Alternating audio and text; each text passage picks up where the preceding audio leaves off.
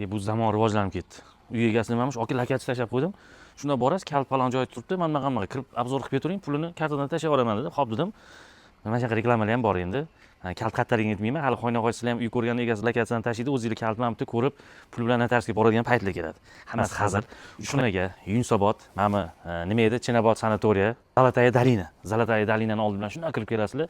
Birinchi ko'cha chapga kirib kelganlarda mana shu 5 va 6 sotuv, fasadi mana 15 metrlik 4 ta xona. Endi xohlasanglar yer hisobida, xohlasanglar shu uyni et-betini qarab turib yashaysizlar.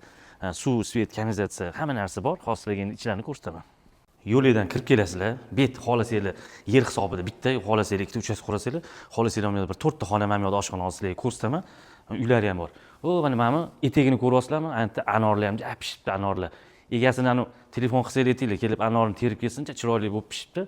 Endi mana hozir uylarning ichini ko'rsataman sizlarga. Qiziq bo'lsa, mana ko'rsataman. Mana bet ayvon, endi oldin shunaqa qurilgan. Mana yoqda bir hol-pol nimadir qo'rsanglar bo'ladi. Nari yoqda mana bitta xona, detskiy xonami vaqtincha olib bir yashab turib keyinchalik qilaman desanglar ham bo'ladi. Mana bu yoq ham xona.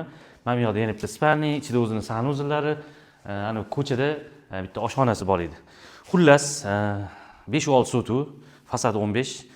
Bu yoqdan 5-detskiy больницаga ham chiqib ketsanglar bo'ladi, yoqdan ham kirib kelsa bo'ladi. Shunda Zolotaya dolina orientir sizlarga beryapman. Narxini egalari 185 ming so'rashyapti. Kelishtiradigan joyi bor. Agar sotiga bo'lib yuborsanglar bir 32 ming, 33 minglardan aylanyapti. Endi maktabda matematikani yaxshi o'qimayman, bitta hisoblab tagiga yozib qo'ysanglar, menga o'xshagan o'qimaganimda kirib ko'rishadi. Narxi yomon emas, mahalla zo'r, egasiga telefon qilinglar, baraka qilinglar, tamom.